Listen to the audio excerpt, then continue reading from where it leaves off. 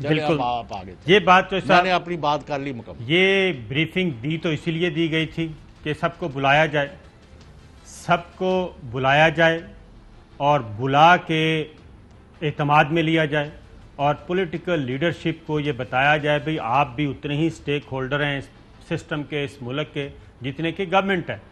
لیکن سوال یہ ہے کہ اس کے جو سائن اور اس کے جو سگنلز آ رہے ہیں وہ یہ آ رہے ہیں کہ سفارتکار ایک تو مل رہے ہیں اور 3-4 ملکوں کے سفارتکار ہیں اور کون سے انہیں ہمیں بھی پتہ ہے، آپ کو بھی پتہ ہے، وہ مل رہے ہیں اور ان کو ایک ایک بات بتائی گئی کہ جناب اندر یہ باتیں ہو رہی ہیں اور یہ سوالات ہوئے، سودا بیچا جا رہا ہے، یہ سودا بیچا جا رہا ہے جو میں آپ کی طرف آ رہا ہوں. اور کہا یہ جا رہا ہے کہ جناب ہم ہیں، ہماری خدمات حاضر ہیں. بظاہر کہا جاتا ہے کہ موجودہ گورنمنٹ، موجودہ سیاسی اور عسکری قیادت سی پیک کو رول بیک کر رہی ہے، گو سلو کی پالیسی اختیار کر رہی ہے، اسرائیل کو تسلیم کر رہی ہے، کشمیر کا سودا کر دیا ہے. لیکن ان فیکٹ کیا کہا جا رہا ہے کہ خارجہ پالیسی نہیں تبدیل کرنی، ہم نے امریکن بلاک سے نہیں نکلنا. دوبارہ مریم کو سنیے، پھر اس کے بعد مزید کے ساتھ ایک سٹیٹمنٹ اور سنواتا ہوں، پھر چوہدری صاحب آپ کو اندازہ ہو جائے گا کہ وہ تو اپنی کوشش کر رہے ہیں کہ کچھ نہ کچھ ہو جائے، پاکستان آگے بڑھے.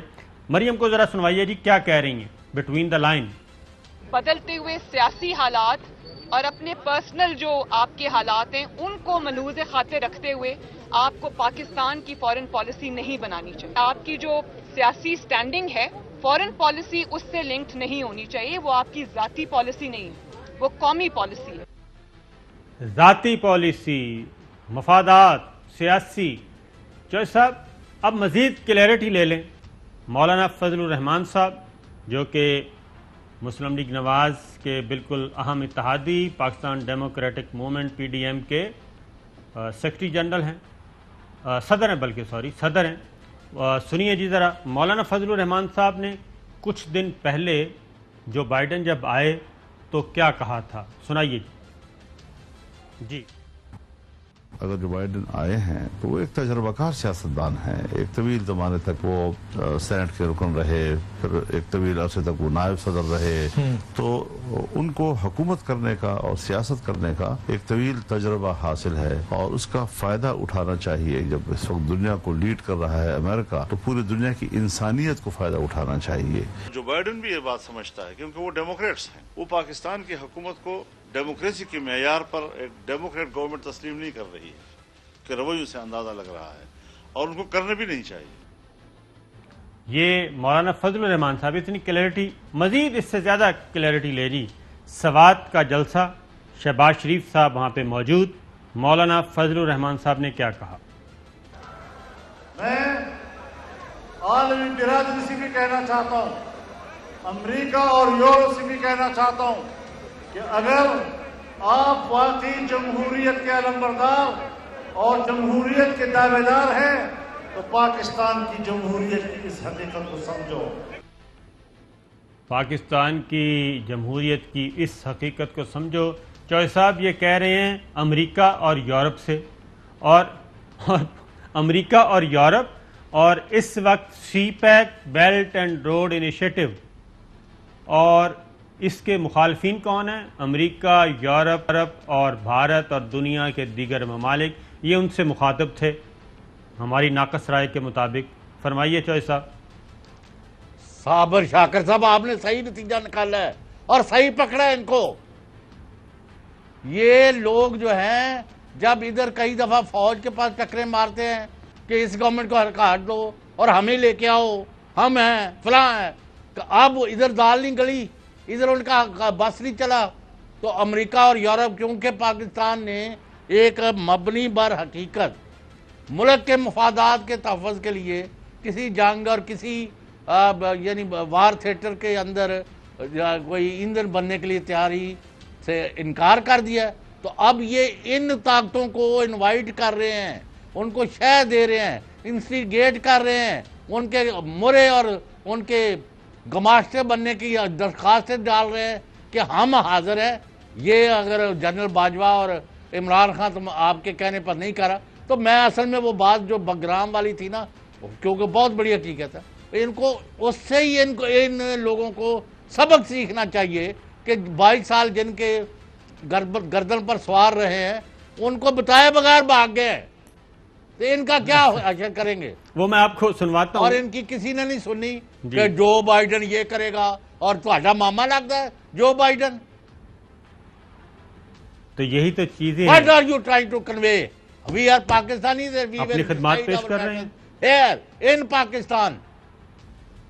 اپنی خدمات پیش ویسے کر رہے ہیں صابر چوہے شاکر صاحب. صاحب آپ نے بڑی زیادتی کی ہے. جی صابر شاکر صاحب آپ نے بہت زیادتی کی ہے، میں آپ کو ضرور کہوں گا. سر. کیوں؟ آپ کو چاہیے تھا فضل الرحمان اور مریم کو بھی اس میں بریفنگ میں بلا لیتے. جی نہیں تو ان تم کے کو غیر سے جو رسم و راہ ہو، جو مجھ کو بھی مولانا پوچھتے کے رہو تو بیٹے کیا برا ہو. مولانا کے بیٹے موجود تھے، مریم کے نہیں، بیٹے شیٹے کو نہیں مانتے مولانا. مریم کے چچا موجود تھے. سر کیا بات کرتے ہیں، اتنے سارے ماؤتھ پیس تھے یہ اس تو میٹنگ آپ ان کے زخموں پر نمک چھڑک کر رہے ہیں. تو میرا خیال ہے کہ یہ تجویز ہم دے دیتے ہیں جی کہ تمام پارٹی ہیڈز کو ان کو بھی بلا لیں، پھر الگ سے ایک میٹنگ ان کے ساتھ بھی کر لیں. لیکن نہیں، ان کو بھی بلا کے بٹھا دیں، ان کی بھی ذرا جس طرح ایک آپ کے صحافی کے ساتھ ہوا وہاں پنڈی میں افطاری کے بعد، جی ان کا روزہ بھی رکھنا مشکل ہو گیا. جی اور جیسے یہاں 2-3 لوگوں کے ساتھ ہوا، تو کیا خیال ہے؟ تو چوہے صاحب ایک اور بات بھی میرے ذہن میں مجھے کسی نے ہمیں شرارتاً بتائی.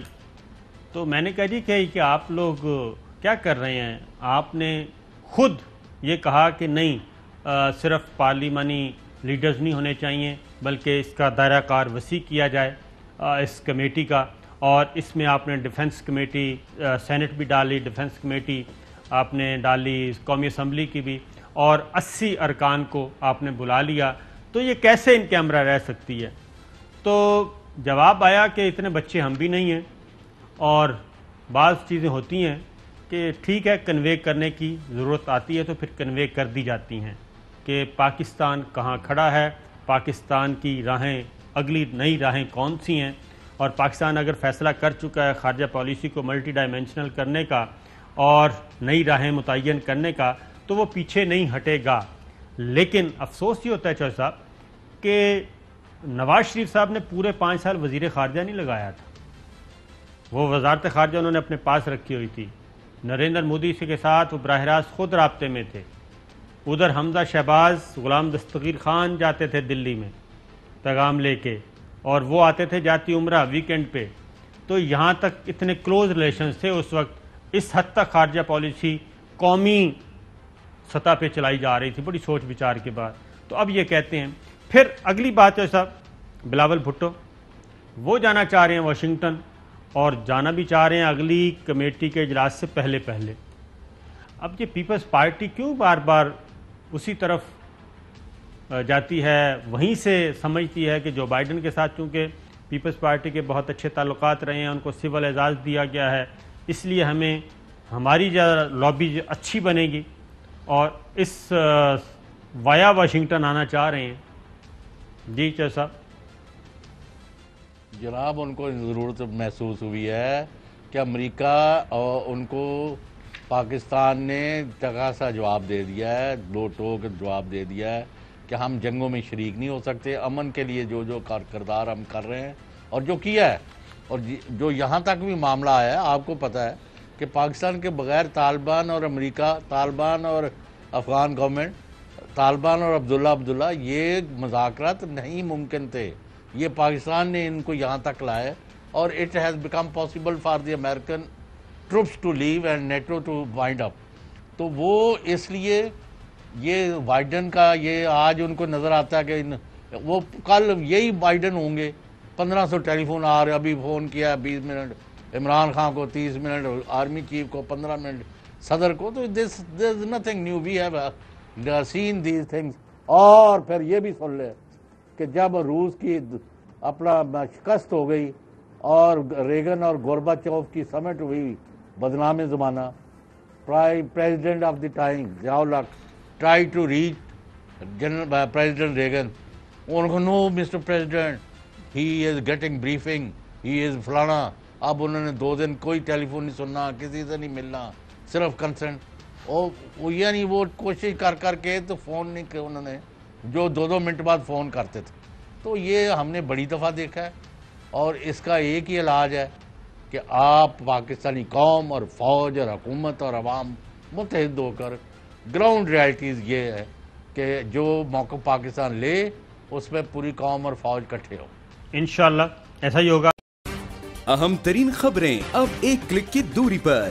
آپ کے پسندیدہ ٹاک شوز ہوں یا اہم ملکی یا غیر ملکی شخصیات کی نیوز کانفرنسز, ہر لمحہ باخبر رہنے کے لیے سبسکرائب کریں ہمارا یوٹیوب چینل. موسم کی صورتحال ہو یا کھیل کے میدان سے خبریں, اپنے موبائل فون سے ملکی اور بین الاقوامی اہم خبروں تک رسائی کے لیے ڈاؤن لوڈ کیجئے موبائل ایپ. باوثوق ذرائع سے مصدقہ خبروں, تجزیوں اور تبصروں سے مستفید ہونے کے لیے وزٹ کیجئے پاکستان کی سب سے بڑی نیوز ویب سائٹ www.arYnews.tv. ان سب کے علاوہ پاکستان کا سب سے بڑا فیس بک پیج ہو, سب سے بڑا نیوز انسٹاگرام اکاؤنٹ یا پھر ٹویٹر, ARY نیوز پہنچا رہا ہے خبریں سب سے پہلے آپ تک, تاکہ آپ رہیں ہر لمحہ باخبر.